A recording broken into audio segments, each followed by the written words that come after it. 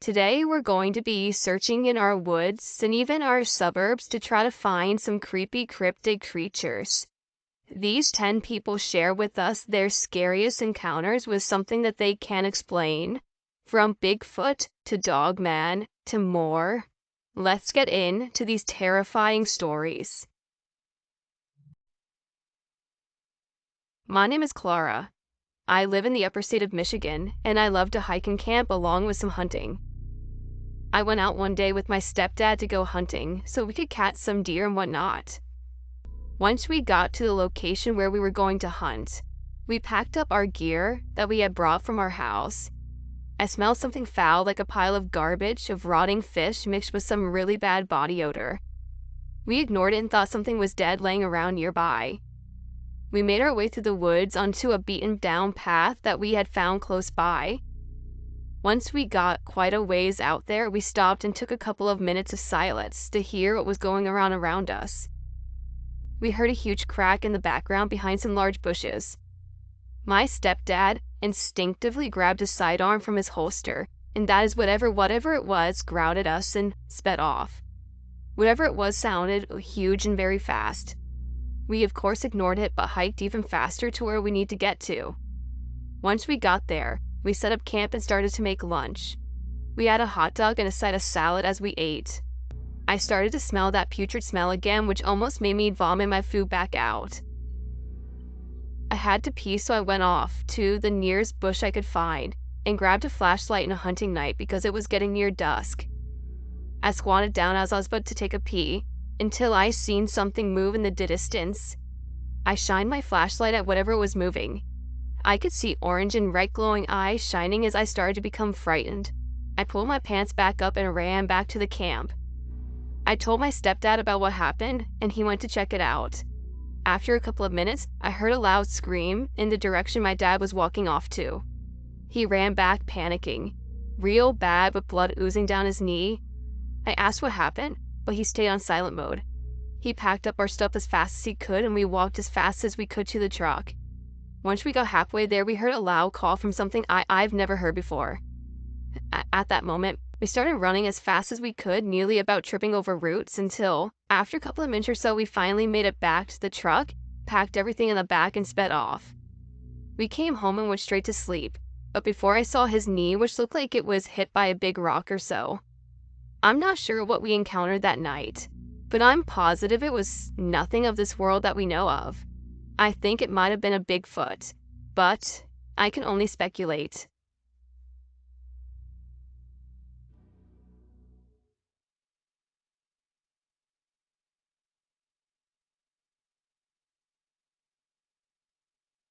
I grew up in Albuquerque, New Mexico. My mom would often take us camping in the summers. This particular camping trip was somewhere in the vicinity of Shiprock, New Mexico. My mother took my older brother Chris, who was 10, and myself, who was 8, camping often in those days, and preferred dispersed camping on BLM and MPS land to campgrounds managed by, just companies. So she'd usually find us a spot and make herself busy by setting up the tents and pit while Chris and I would scamper around and explore the area and be generally unhelpful little shits. On this particular trip, we arrived in the middle of the day, and as Mom started setting up camp, Chris and I started to explore the area around our campsite. We wandered off into the woods around our campsite. Being in the desert, it was really just stunted trees and sagebrush, so I hesitated to describe it as a forest. But the trees are bush and they're taller than me, and provided a decent screen. I wandered down into a gully and came face to face what I could only describe to my mother later as a wolf kangaroo. It was crouched low, with long, slender arms reaching down to the ground, and large, pointed ears like a deer. The fur covering its body was sandy brown and patchy as if it had mange. It had large orange gold eyes and a snout like a wolf or a coyote. It bared its teeth at me and stood up. Its full height was probably easily the biggest animal I had ever seen, towering over us and the sagebrush. I had never been, and probably still have never been, as frightened as I was then. Chris and I started to scream for Mom to come up to our rescue. Chris regained his senses before me, taking off running back up the embankment to the campsite. The wolf kangaroo thing turned and sort of, I don't know, speed skated away from us through the bush and screamed. Its legs were backwards like a dog's, and its strides took it far away and fast, and definitely faster than any deer antelope I had ever seen.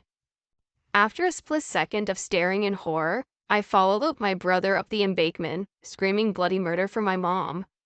We were so frightened that my mom packed us up into the car and moved camps, conceding for once to stay in a managed campground. Krish and I were too scared to sleep in our own tent that night, and clung to our mom at the smallest twig snapping in the brush. So that's my story. I hope you guys enjoy it. It is kind of bored compared to most other cryptid kind of stories, but it is 100% true. Me and my brother Chris have never been able to find an explanation for what we saw that day in the bush.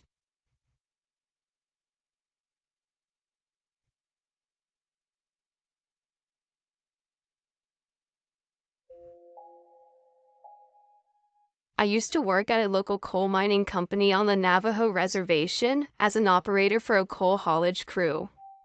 I drove haulage equipment, and it was one of those Crest 240-ton coal haul belly dump trucks. If you've seen those trucks, they're pretty huge. They're about 2 to 3 stories high and about 1/3 length of a football field. They're massive. I remember that I was working the night shift, which started at around 11 p.m. Before we started the shift, we were required to do a pre-start inspection on our equipment. I walked around my truck and I went to the rear of the truck, lowered the stairs that gave me access to the engine bay.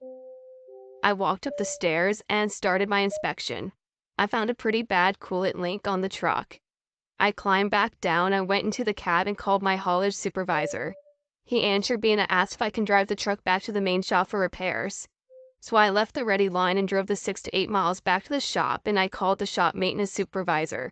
And he instructed me to drive around the back side of the shop and park the truck there. I drove around the shop, parked the truck, and I wanted to see how much coolant I had left. I climbed back down from the cab, walked over to the back side of the truck and lowered the stairs. I checked the coolant level, and I had significant loss of coolant. I called my supervisor over to the radio and asked him to pick me up. As I started to walk away from the truck and towards the shop, I had seen it. It was black, like a bull mastiff. It walked weird. It had patches of tan fur missing, blotches of black skin, and its head was massive. The head was as large as a pumpkin, and it bobbled like it was unbalanced. It had unnatural look, like nothing I had ever seen. This thing walked on all fours and was about 4 to 5 feet tall. It was about 100 feet away, and I was walking toward me. My first instinct that it was a sick dog, mange-infested and malnourished. It continued to walk towards me, and I thought this sucker might be sick and have rabies. I took out my flashlight and signed it right at it, yelling at it to stay away. It continued to walk towards me. It was then that I noticed that it wasn't alive. Its eyes did not have a reflection. Its eyes were black and solid. It wasn't natural.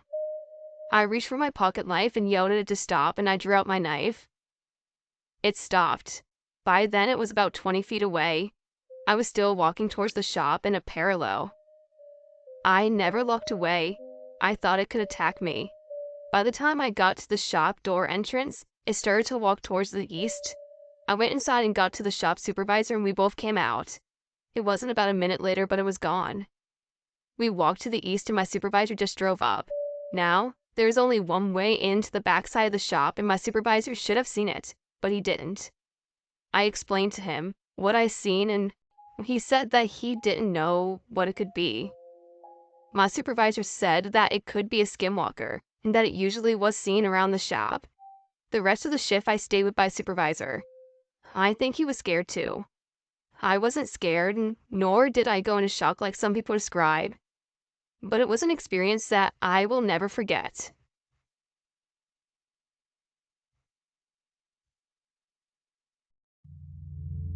In July of last year, I went up to southern Norway, where I have a little holiday cabin. The cabin is situated out and above the little town of Eve, approximately 65 kilometers from the port of Kristiansand to the north. To get to the cabin, you have to drive up from Eve on a paved road. which takes you up into the hills. It passed lakes on the way and a handful of houses, and lots of forest and water runs. My cabin is on the very end of that area, 16 kilometers into the wild. Besides one other cabin that is situated 500 meters away and only occupied from time to time, I am all by myself out there. My cabin is above a small lake resting on a slope. On the third day of my arrival, I went outside into the cabin's deck to have a cigarette. It was about 10 p.m. and I'm still very light outside because it is summer months and the sun never really goes down here. I heard noises, water splashing and grunts, coming from the lake below.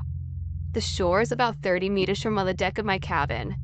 I walked up to the edge of the deck to see what it was because it really freaked me out.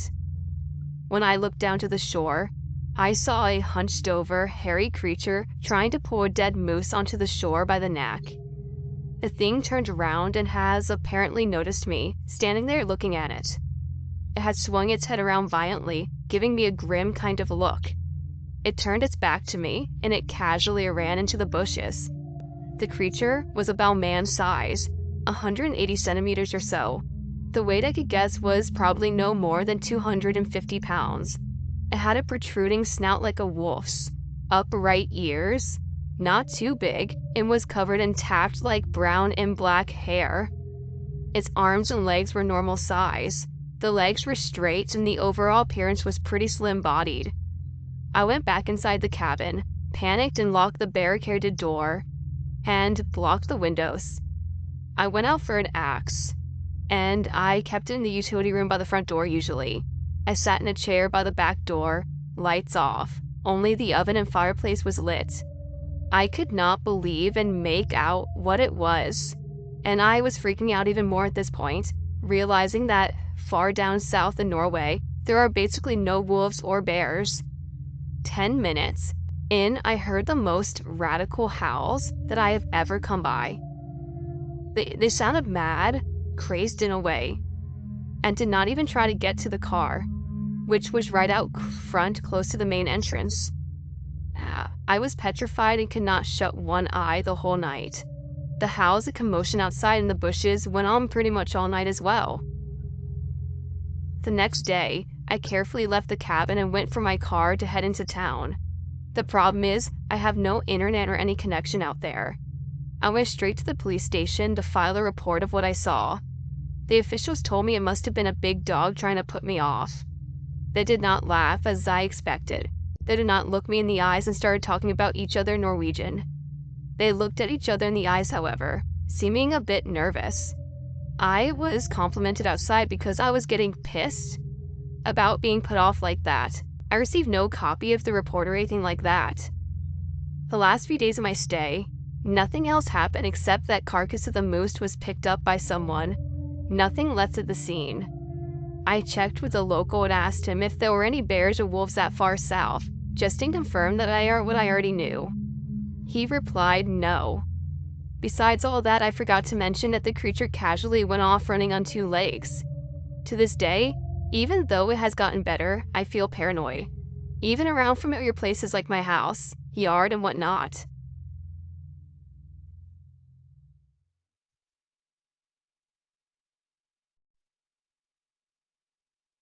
So, first some background is required.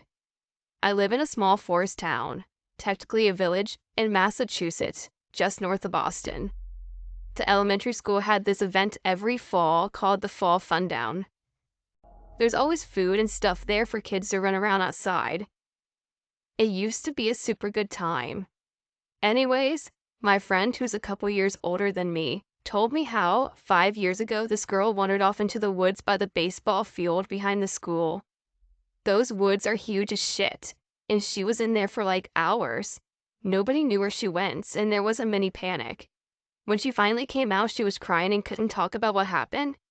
She literally hasn't been the same since. Not even now in high school. She changed in a huge way. So here's the other part. There have now been 2 sightings of a strange creature scabbering up the tree and disappearing.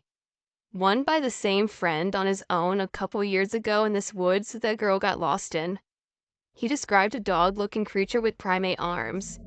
It climbed up a tree super quick and he couldn't find it again. A couple months ago, I was walking in some nearby woods with my friends, and we saw this massive, whitest gray blur run up a tree and disappear. It was way bigger than any squirrel or something we could have mistaken it as, and we thought it looked doggish.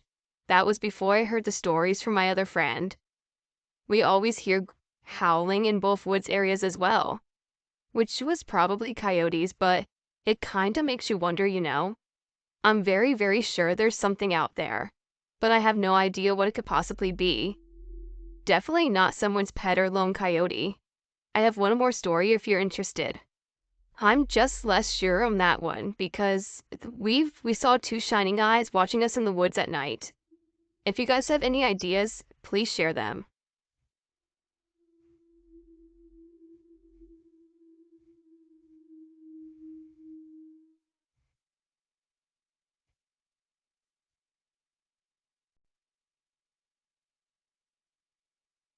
I love to tell you about an unsettling experience I had about 4 years ago in the fall. I was born in and still live in Lewisberry, Pennsylvania. My younger years were spent back near the old observatory, around Moores Mountain Road and Observatory Drive. Even then, I could sense that the area was a little off. The woods were just not quite right. Open fields seemed eerie and the roads never seemed to go to the exact places you thought they did. Moores Mountain Church boasted Spook Hollow, which was a logging road that just kinda petered out and reeked of being creepy. But let's get to the present. Most nights than not, I will drive down to New Cumberland for a cold beer and some darts, and one night in October 2012 was no different. On the return trip, not long after midnight, I was on Route 382 headed east towards Lewisberry. As I was approaching John Brenneman's place up on the right, just before Brenneman Drive, I saw someone walking towards me along the side of the road. True, it was late, but it was rather mild for October, so it wasn't out of question for someone walking on the side of the road. What was odd is that he was quite tall, 6'6" or taller, and really, really thin. In the few seconds that I was looking at him or it, I noticed that he or it was either limping or having trouble walking. It seemed to be dressed all in black with black pants and a tight black trench coat.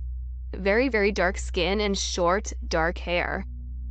As I debated slowing down, maybe someone had an accident, he dropped down to all fours and quickly scampered across the road in front of me.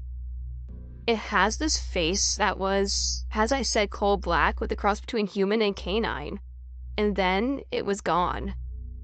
When I got home, I hadn't really thought about it much until the next day or two. It really started to give me some creeps. I didn't say anything to anyone for a few days and then told a few close friends.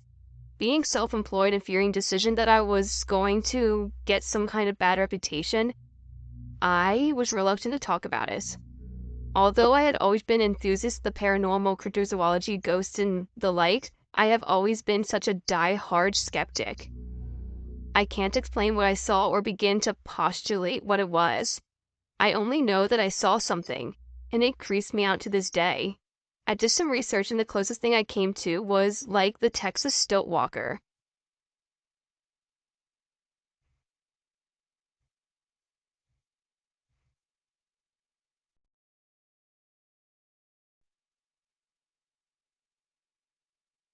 When I was about 11 or 12, we lived in a small house made of mud and stone, a lot like our house now. It was two of my brothers and I in the house. Everyone else had gone to James' feast and left us to tend to the sheep. We were getting ready for bed when we heard the dogs going crazy outside. Thinking it was nothing more than coyotes howling in the distance, we told them to be quiet. We began to drift off into sleep, and the dogs would not shut up. Somehow, I was able to fall asleep for a few hours. Then I woke up very late in the night. It was very quiet and still in the house, save for my brother snoring and breathing. I realized I need to use the outhouse to wake up my brother to take me there. He teased me about being scared, which I certainly was. We went out with our flashlight to the outhouse. The dogs began with their crazed barking out in the sagebrush, going from one place to the next. My brother went first and I waited for him outside. While waiting, I tried to follow the dogs with my flashlight. Suddenly, there was a very loud whine from one of the dogs. Then everything went quiet again. It was really too quiet for that time of year. Not even the sheep were making noise. Suddenly, I heard a few of the dogs going completely mad by the truck. When I looked over, there was this man. He was unbelievably tall, leaning one arm on the cab of the roof truck. He was looking at the dogs for a little, and then suddenly kicking one of them. They all scattered in different directions. The thing looked up at me, and I saw its face. It had a pure white face like a full moon, two burning red eyes, and a slight smile that was pure black. I could not move or make a sound. It began to walk toward me with long strides until it finally towered over me. All I began to see was a dark red, like a color of blood when you cut the throat of a sheep. I kept getting deeper and deeper into his eyes. I can faintly hear my brother coming out of the outhouse. With this, the thing looked up at him. Reality came rushing back to me. I noticed that my brother was too distracted with his buckle to realize what was going on. I also noticed this thing's long hands hovering just inches from my head. Its skin was black ash, and he smelled like a bloated dead animal in the summer. I was still unable to move or speak. The thing moved in, so went towards my brother. Finally noticing this figure, my brother became paralyzed as I was. Closer and closer it drew, reaching an arm out towards my brother's head. Something finally snapped in me, and I became unbearably angry. I broke from the trance and lunged at it, raising my arms like a wild animal and baring my teeth at it. A growl came out that I never knew I could make.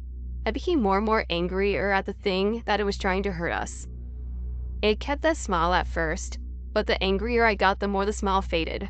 Finally, with everything I had, I began to make a primal roar at it. It fell backwards and ran away into the night. Looking back at me, its eyes were dim and dull. Its smile was gone now. The next morning, my family returned to the feast. After relaying my story to my parents, they quickly went and hired a medicine man.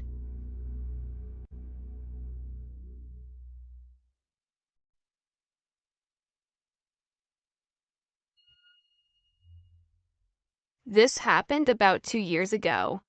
This may or not have been a Bigfoot type thing, and I personally feel like it was. Some quick background first. There have been Bigfoot sightings in my part of Alabama. One only 2 hours away a few years ago. My mother, who does not believe in the paranormal at all, once told me that she heard some strange noises in the wood behind her house. It was early morning and she was outside with the dog when she heard what sounded like a noose coming out of the woods. What she told me is she heard like a monkey, but deeper, very deep hooting sound rising and falling. So with this in mind, here's my story.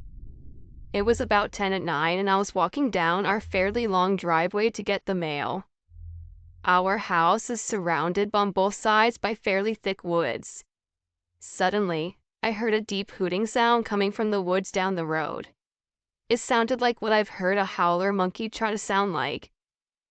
This creeped me out a bit, and I immediately thought of what my mom heard. So I walked quickly back up the driveway. I stopped right there before getting into the garage and walked towards the woods. I wanted to know if I could hear it again. Suddenly, the hooting sound happened again, this time only a few feet into the woods in front of me. It was very dark at night, and I had no flashlight. I stood there for a few minutes listening to these deep ape-like hooting sounds. Suddenly I heard a second one answer with the same sounds on the other side of the woods behind the house. The trees in that area also began to shake violently. I'm in just disbelief at this point of what I'm hearing. Not just that, but when I realized that the first one I heard must have moved parallel to me through the woods to be close in front of me, a shiver went up my spine. Had it been watching me? I ran inside to get my brother. He's more level-headed than I am, and I felt that stepping outside and hearing these two creatures hooting and shouting into the woods, he would completely have an answer. But instead, after hearing these sounds, he went silent. We stood there quietly for several minutes listening, before he finally whispered, "What the fuck is that?" I just answered, "I have no idea." I haven't heard it since that, and it still bothers me. It bothers me even more knowing that it's gone. There are no more sounds and we haven't heard it since. I have kicked myself since for not having my phone so I could record it. It was a long time before I felt comfortable going outside at night again. I've had people try to tell me that I heard owls or monkeys or something, but I can't explain to you the size of what was making those sounds. Especially the second one. It just sounded so huge, and it was at least large enough to shake the trees. I don't go for night or early morning jogs anymore either, which is something I used to really enjoy.